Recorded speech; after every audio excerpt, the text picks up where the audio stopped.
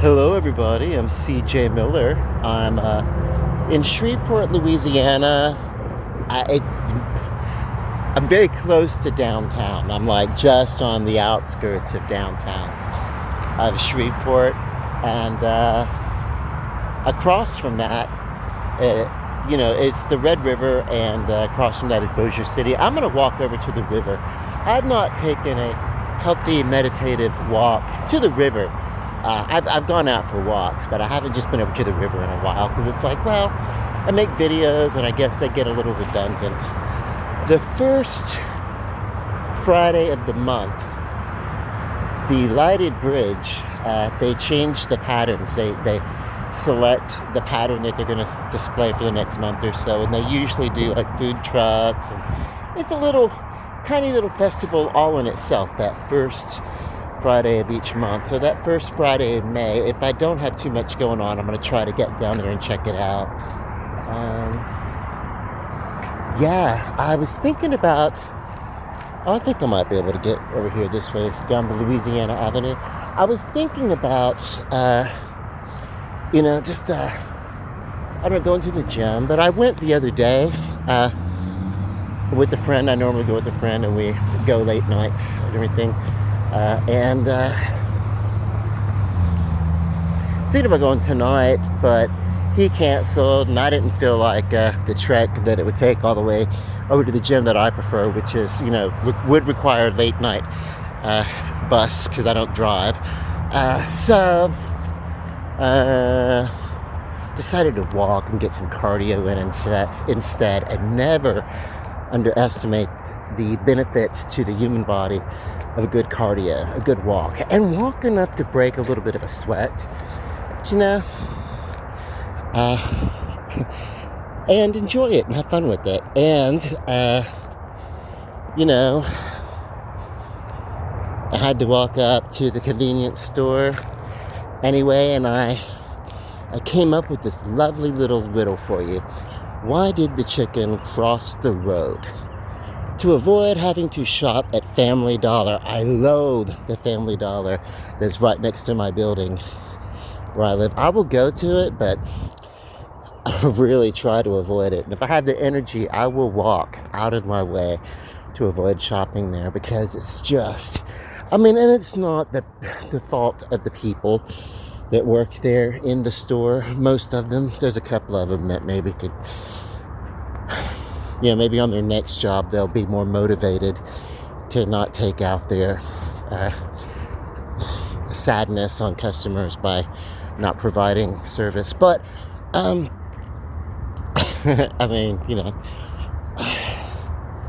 so a long time ago, I used to live in this building. This is the Jefferson. And so this last light at the top, I was one window in, and that second window in. I had those two windows at the top there on this side of the building. I think I've told this story before. I'm pretty sure I have. I've walked past this place. But let me tell you, in those days, life was utterly chaotic. Because I made it utterly chaotic, Sometimes we can't control our chaos, and that's true chaos. And sometimes we make chaos for ourselves that we can control. So it's not actually chaos, it's just stupidity. I can say that now. But I also formed some really awesome friendships that if I found myself in the presence of those friends today, I would have warm feelings for. Even the crazy frenemies that I came across. I don't know. But let's see. I don't think this diner is still open. This was a little diner. I don't think it stayed open, but I liked it. I did a review of it a couple of years ago, and I don't think it's there anymore. But there are lights going on inside. I could be wrong. Want to watch my steps as I'm walking over those tracks. See, I'm one of these people that kind of scoot my feet. I've never been known for picking my feet up when I walk. Okay. Welcome.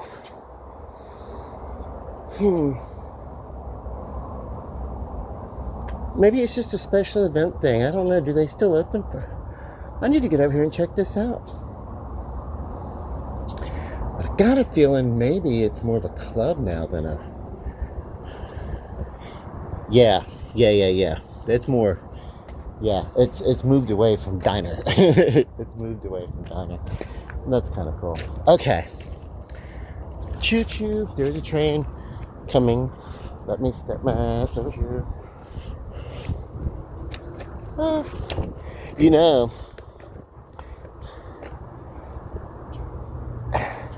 they'll come and they'll stop right here. And they will shine. And there's one track over there too, right beside the Jefferson building, the red brick building that I used to live in. And it would park there. My friend had that uppermost apartment on the...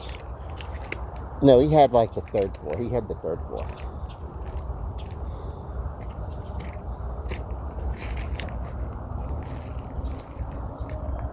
Anyway, let's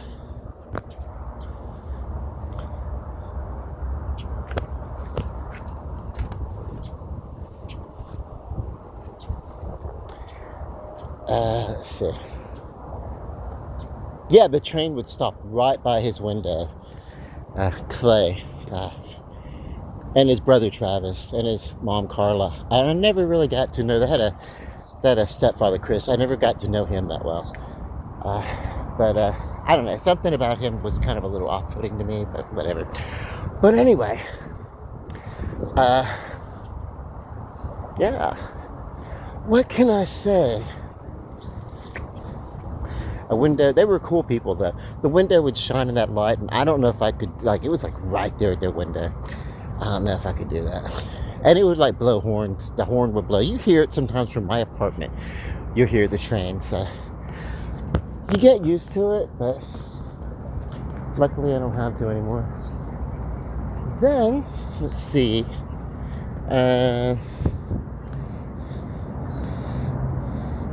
Sometimes when I'm out walking, I want to take different routes to the river than what I'm used to walking. But every time I pass like a chain link fence like this, I feel like, you know, that Rosanna video, and Cynthia Rhodes is all like, you know, doing her scraping down the chain link fence like, that musical, not Grease, but the one that Grease was kind of based off of, but not Romeo and Juliet, because that goes way too far back, and not Rebel Without a Cause, but it's a musical, and the Jets and the Sharks were the gangs or something, I think. What was it? West Side Story. I was right there in my brain. My mind is like that. Sometimes I have to like look it up in my internal catalog to be able to access what I want to talk about. But yeah, Rosanna, Cynthia Rhodes dancing along a chain link fence, kind of inspired by West Side Story. Not that the video told that story, but that's where her dance moves came from. She was awesome. Do you guys remember Cynthia Rhodes? If you don't know who she is, look her up. Wonderful, great dancer. Probably one of the best of her time. Like, you know, and then she transitioned to singing, and she wanted to kind of do more acting because she'd done a few films. And as much as she danced, her talent, everybody wanted her for her dancing. So that kind of like, you know, if there's not, and she wasn't like a teenager, you know, but she was still one of the greatest dancers of her era, but she wasn't a teenager. And so basically, you know, acting for, you know, women, it's a short supply. And what they always wanted her to dance. And so she was, you know, kind of pigeonholed in her acting by her dancing ability, which, by the way, she was phenomenal. But you'll remember her as Johnny Castle's partner in Dirty Dancing.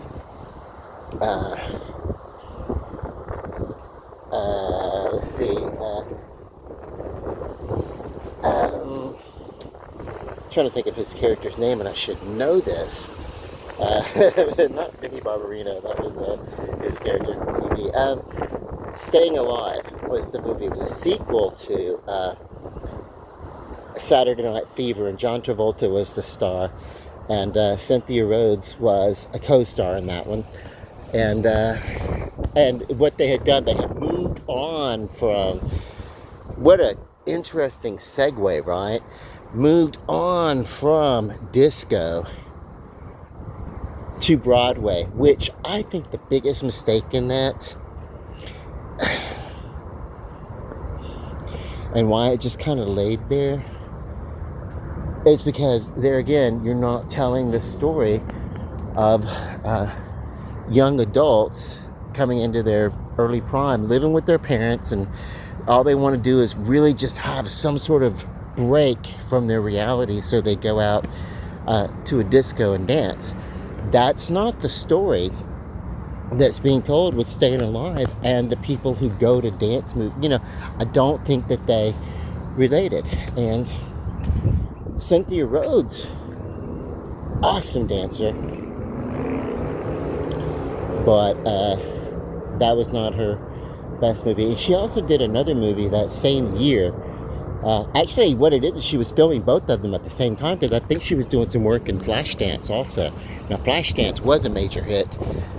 Basically, Jennifer Beals, and honestly, they kind of snuck that in.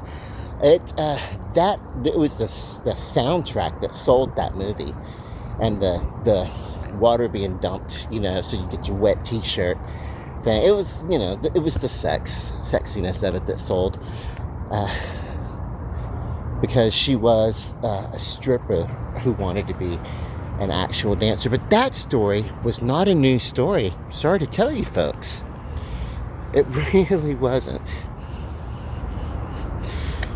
You see, Victor Newman is a character on The Young and the Restless who came to Genoa City to help Catherine get her business in order after the passing of her husband at Chancellor Industries. And while there, he got involved with a dancer who was dancing because she was stripping, basically doing burlesque striptease, because she wanted to be a legitimate dancer. And that was it was Nikki Reed, and of course they met, and it became like, soap opera gold. So that story was told. I think it had to have been told before. I'm going to have to go back and research this. Now I'm not sure, because soap operas, they move so fast. But that story was being told, I think, before Flashdance. Or it might have been told as a response to Flashdance. But it's basically the same story there. And the thing about soap operas, and people think that they're cheesy. Let me tell you something about soap operas. First thing you have classic stories of wealth and power against poverty-stricken people. Maybe the take on it is a little bit warped and skewed, but that's a classic story. Then you always get the brother against brother. You get the feud. You get the classic feud. So these huge classic stories are being told in soap opera. Victor Newman and Nikki Reed, they tell the story of Pygmalion, otherwise known as My Fair Lady. The Bold and the Beautiful, they have told, which is the spinoff, they told such stories as basically homaging the Phantom of the Opera. That was when the imposter who imposed as the Foresters' younger daughter, or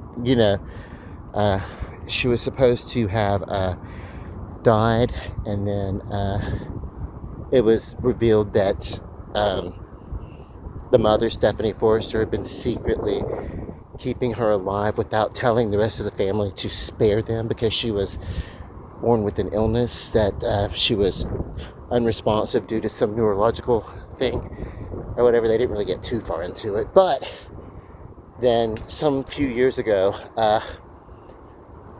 there was an accident, and it required the daughter to have some sort of cosmetic surgery and a life-saving procedure, and they did that rather than, peacefully say goodbye to her. I don't know. But as it turns out, the daughter did die, and there was an imposter, and so later on, all that came to a head, and then, the imposter was in a car accident. She came back all burnt and mangled. And so they were doing the disfigured phantom kind of story in the background, and that was that story. And she was kind of latched on to the brother named Thorn, or whatever, kind of going after. But what else? What are the kind of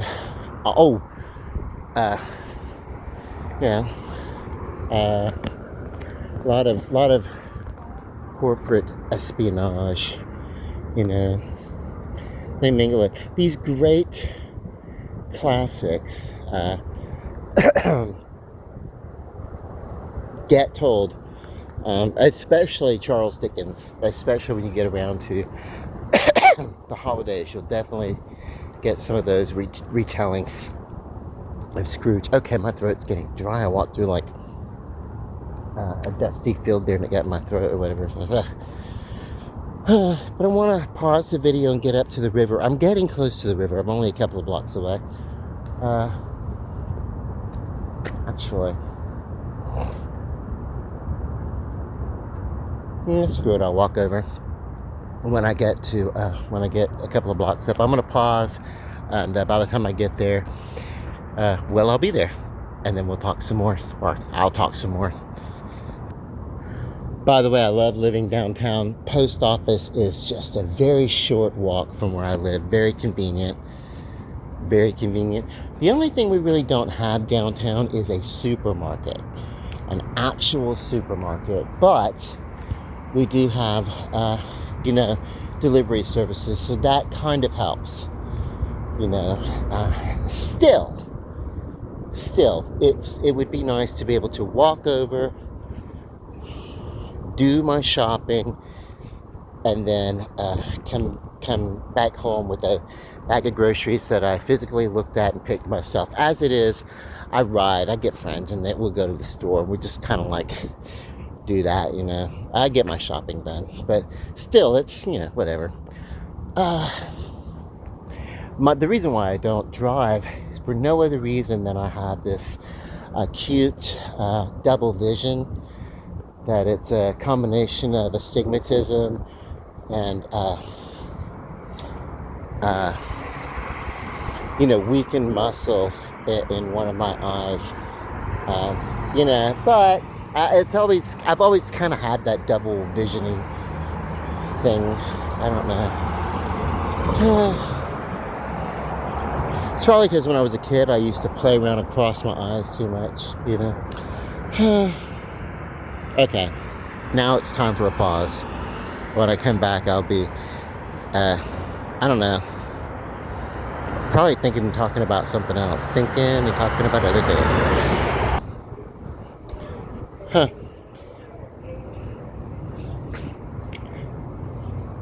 Now, check this out. I guess this is some sort of, maybe they just like bought the signage there. I don't know.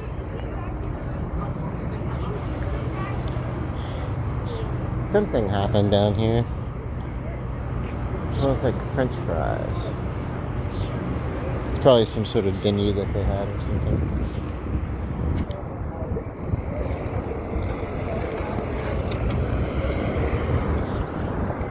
Oh, there is a food truck. I was like, yep. I was like, okay. There's always something going on. Always. Even if it's small, and even if it's related to one of the clubs or something, there's always some kind of thing. If you're ever just downtown around this time of night, say, just past sundown, and you want to eat, maybe you don't feel like going to a whole restaurant or something like that, just come out, take a walk around. You're going to see some place with the food truck parked outside. That's just a given. That's what we do.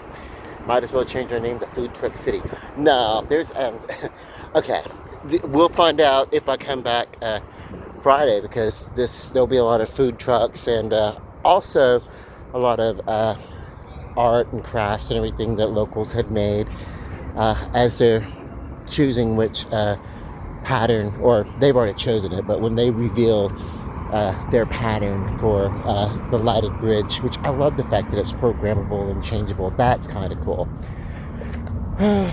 Yeah, 20 some odd years ago it was a neon bridge, and I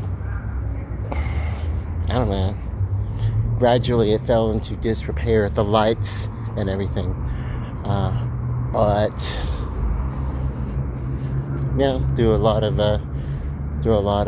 charitable groups coming together to brighten up the city. I guess the only thing that kind of bums me out is maybe I think the name is a little bit gratuitous. If you're going to do something, yeah, you want to draw. You do. A lot of people do charity, and they deserve some recognition. But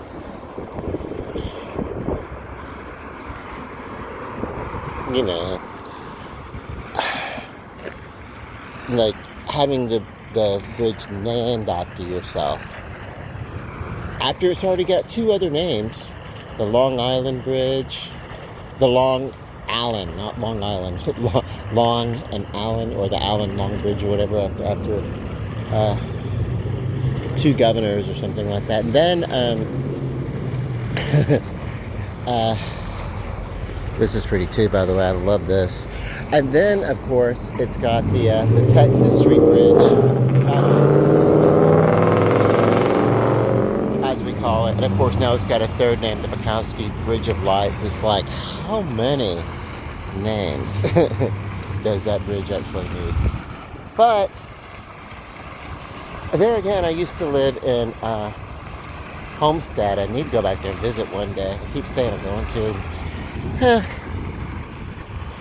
I don't know. But I need to go back there and visit. I guess maybe if I go back and visit, I'll see how much time has passed, and maybe that's why I keep putting it off. But anyway, the main thoroughfare, Chrome Avenue, was also Highway 1, and it was also Homestead Boulevard, and it also had like a county road number name or something, so you it's more like you're traveling along and all these routes converge on a particular stretch, and they all kind of travel the same path. It's all one road, but they all share different names depending upon different paths, different how can I say,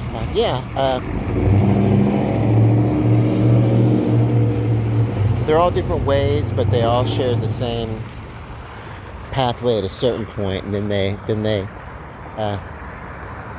finish their time together and they separate. It's kind of a lot how people pass by each other. Sometimes for a stretch on their walk together, on their journey, they converge and they keep each other company as they're going along the highway, and then it's time for them to separate. And that is quite often human nature, even in close-knit families. Sometimes you take a break from each other, or people move away, people pass on,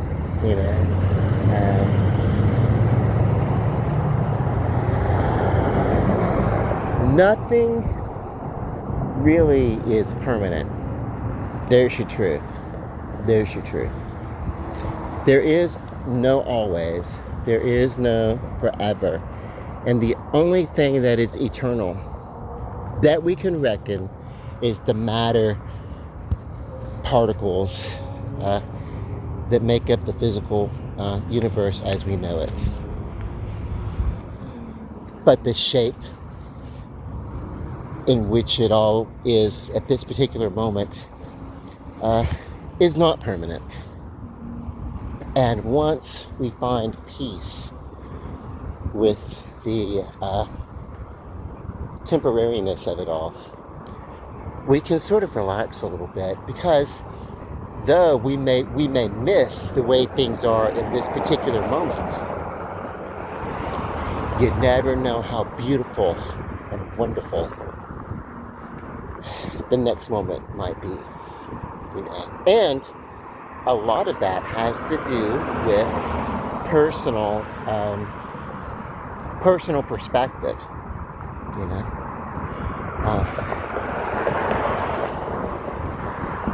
For instance, talking about walking on the highways and the roads, I once did that. I made some questionable decision, followed by some other questionable decisions around the time that I was aged 19. And I don't know, I guess you could say I was essentially an outlaw. And I was a terror, well, let me tell you. And, well, I'm not telling this story because I'm proud of it, but it caught up with me after a few years. And then when I had to deal with it, it was like one penance after another, just like dominoes coming to me, you know. Well, I eventually did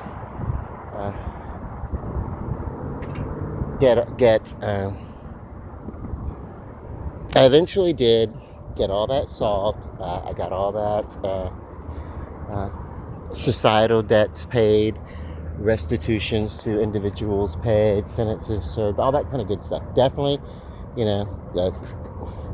caught up and everything like that. And it's so long ago. If you look hard enough, you'll find it. But I mean, you want to go back that far? Be my guest. I don't care. I'm only telling this story now to say that, God, it was such a lot of fear is what was driving a lot of that, and that fear compounded those issues, and I had to deal with it back to back to back. You know, when it all caught up to me, it was a lot heftier than it would have been just, you know, dealing with the one mistake. You know, and it's cool though.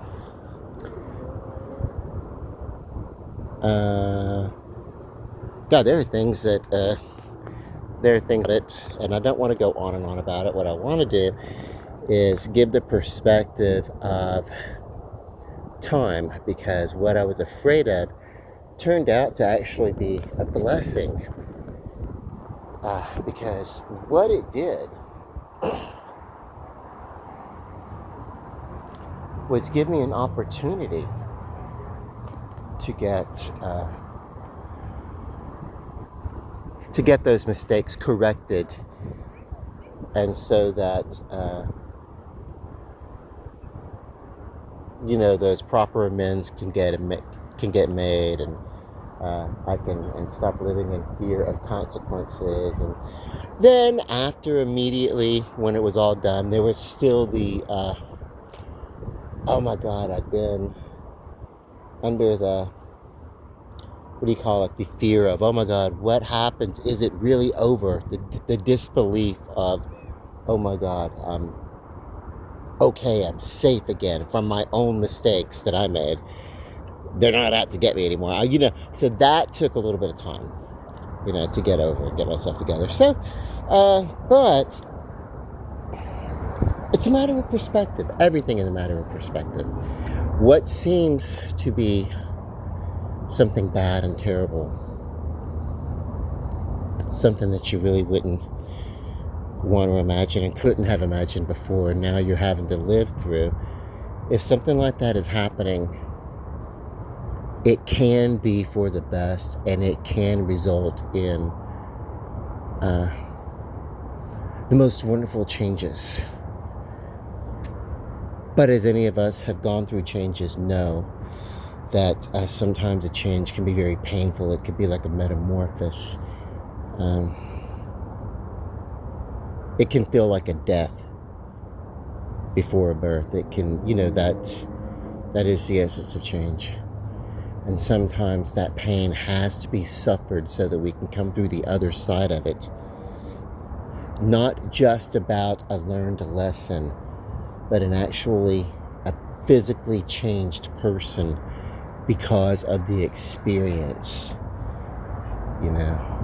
and a whole new set of attributes, physical and emotional, and from then on, it's a matter of what we do with those attributes, how we view them. And that's why I think the biggest mistake in our correction system in this country is that, I'm going to get on this now, because I just don't feel like that it should be all about, let's warehouse somebody and maybe let them go out and pick up some trash in the streets or lay some bricks or something like that. There really should be an opportunity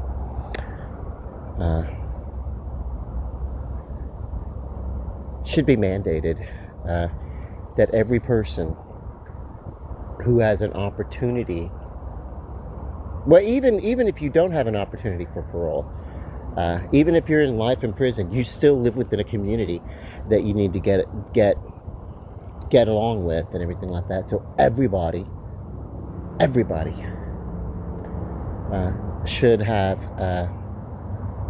should undergo therapy. Not like the whole like sit here and tell me about how painful your life was or anything like that. But there should be some therapy that happens. If we're in the business of corrections, not just imprisonment, not just taking people and then putting them at hard labor or anything like that. There's some therapeutic stuff to that too, but but really, we need to do some reflection, because the fact is, anybody can sit around with a bunch of people, and then when it's time to go to a parole board, tell the parole everything that you need to say, such as, I'm repentant and I see the error and this and that. Anyone can bullshit, and if you're a good bullshitter, by the time you go to jail, you're going to be a great bullshitter by the time you come out. But there wasn't a lot of, hey, every couple of weeks you're going to sit down for 30 minutes with someone who's going to take an interest in what can we do to help you get past, because criminals are not born, and it's almost always, you can look at it, criminals, narcissists, whatever, they're not born, they're created by circumstances. There's no such thing, barring actual birth defect, brain damage kind of thing. There's no such thing as someone who's born perfectly healthy, but they just happen to be a sociopath. That's not a thing. I don't care what the books say. I'm telling you, as a person who observes humanity, not a professional, but I have experience with people from the most, what you would think would be the most savage walks of life. And I've seen the most savage people in their most tender moments. And I know that that rehabilitation from that condition is a very possible situation. Also, most people find themselves in, being stupid, basically as a side effect of codependence. So yeah, at least we should get together every few weeks with our inmates for about half an hour or whatever. However we can muster it, we should talk about some codependence, talking about being able to stand on your own, even if you have to rely on someone, do it in a healthy way. Because most people are there in jail because of their boyfriend, their girlfriend, their husbands, their wives, their lovers, their partners. Most people are there because of a bad relationship. Most people are in jail because of a bad relationship has caused them to do something. Maybe they're taking the fall. Has a lot to do with stupidity. There are some people that have just snapped and have done some just real criminal things, but I don't know.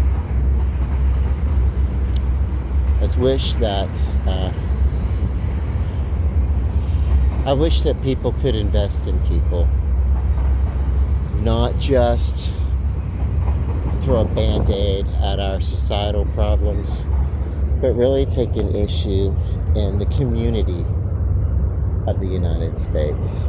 And I'm not talking politics here. I'm saying, as a country, we are a community. The same as we are a community of the world. We are a it's communities within communities, but we are a community within the United States. And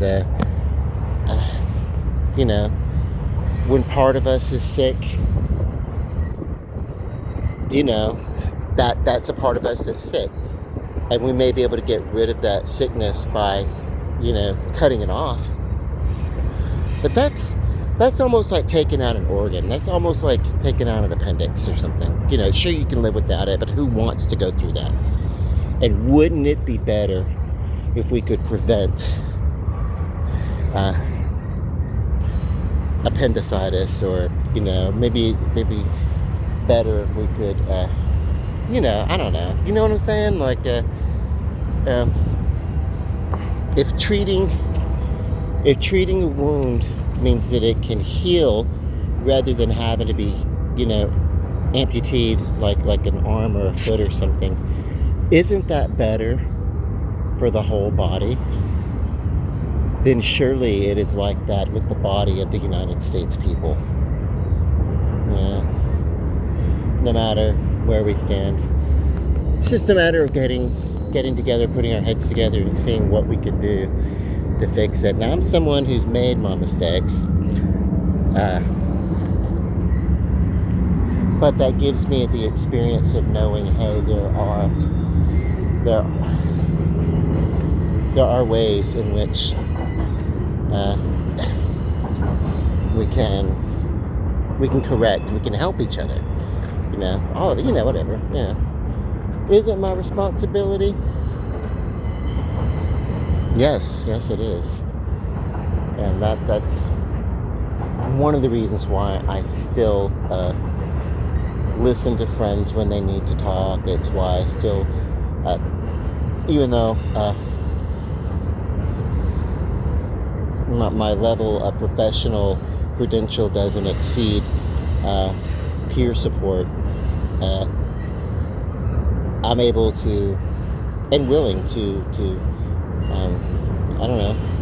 listen to people and advise on how to help and share my experience in any way that